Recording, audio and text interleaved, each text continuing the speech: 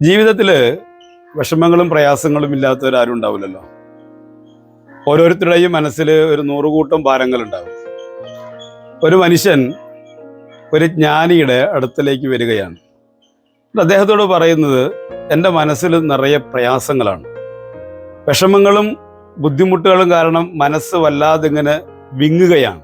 താങ്കളോട് പറയാൻ പറ്റാത്ത രീതിയിൽ, എങ്ങനെ പറഞ്ഞറിയിക്കണം എന്ന് കഴിയാത്ത രീതിയിൽ മനസ്സ് മുഴുവൻ തീയാണ് എന്ന രീതിയിലാണ് ആ മനുഷ്യൻ ഈ ജ്ഞാനിയുമായിട്ട് സംസാരിക്കുന്നത്. അപ്പോൾ നമ്മൾ ഓരോരുത്തരും നമ്മളെക്കുറിച്ച് ആലോചിച്ചാൽ ഈ ജ്ഞാനിയോട് സംസാരിക്കുന്ന ആളുടെ സ്ഥാനത്താണ് പലപ്പോഴും നമ്മളുള്ളത്. ഈ മനുഷ്യനോട് ആ ജ്ഞാനി ചോദിക്കുന്നുണ്ട്, നിങ്ങളൊരു യാത്രയിലാണ് എന്ന് സങ്കല്പിക്കുക. ആ യാത്ര എളുപ്പമാകണമെങ്കിൽ എന്താണ് ചെയ്യേണ്ടത്? അപ്പം അദ്ദേഹം പറഞ്ഞു, യാത്ര സുഖകരമായി അനുഭവപ്പെടണമെങ്കിൽ ഭാരങ്ങൾ, ലഗേജ് ഉണ്ടാകാൻ പാടില്ല. ലഗേജ് എത്രത്തോളം കുറയുന്നുവോ അത്രയും യാത്ര സുഖകരമായിരിക്കും. ഇത് അദ്ദേഹം മറുപടി പറഞ്ഞു. അപ്പം ഞാൻ ചോദിക്കുകയാണ്, തീരെ ലഗേജ് ഇല്ലെങ്കിലോ, തീരെ ഭാണ്ഡങ്ങളില്ലാതെ തങ്ങൾ ഫ്രീ ആയിട്ട് യാത്ര ചെയ്യുകയാണെങ്കിലോ? അദ്ദേഹം പറഞ്ഞു, ഏറ്റവും സുഖകരമായ യാത്രയായിരിക്കും. അപ്പം ഞാൻ അദ്ദേഹത്തോട് പറയുന്നുണ്ട്, മനസ്സിലെ ഭാരങ്ങളൊക്കെ ഇറക്കി വെക്കുക. എന്തിനാണ് ഈ മനസ്സിലെ ഭാരങ്ങളും കൊണ്ട് ഇങ്ങനെ നടക്കുന്നത്? ജീവിതത്തിൽ പ്രയാസങ്ങളും ബുദ്ധിമുട്ടുകളും ഇല്ലാത്ത ആളുകളില്ല. നമ്മളെല്ലാവരും സാമൂഹികമായി പല ഇടപാടുകളുള്ള ആളുകളാണല്ലോ.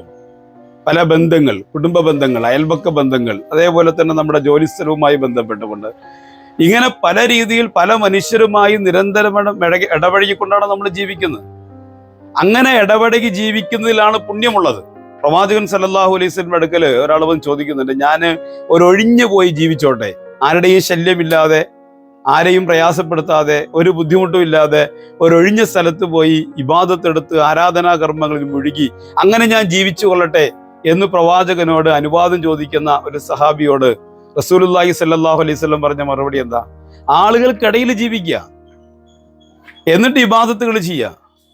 ആ ആളുകൾക്കിടയിൽ ജീവിക്കുമ്പോൾ ഉണ്ടാകുന്ന അവരിൽ നിന്ന് നേരിടേണ്ടി വരുന്ന പ്രയാസങ്ങളെയും പ്രതിസന്ധികളെയും ക്ഷമയോടുകൂടി കൈകാര്യം ചെയ്യുക. മനസ്സിന്റെ എല്ലാ വ്യഥകളെയും ഭാരങ്ങളെയും ദുഃഖങ്ങളെയും നമ്മൾ ഇറക്കി വെക്കുക. ഫ്രീ മൈൻഡായി നമ്മൾ ജീവിക്കാൻ തീരുമാനിച്ചാൽ നമ്മുടെ ജീവിതം സന്തോഷകരമായിരിക്കും.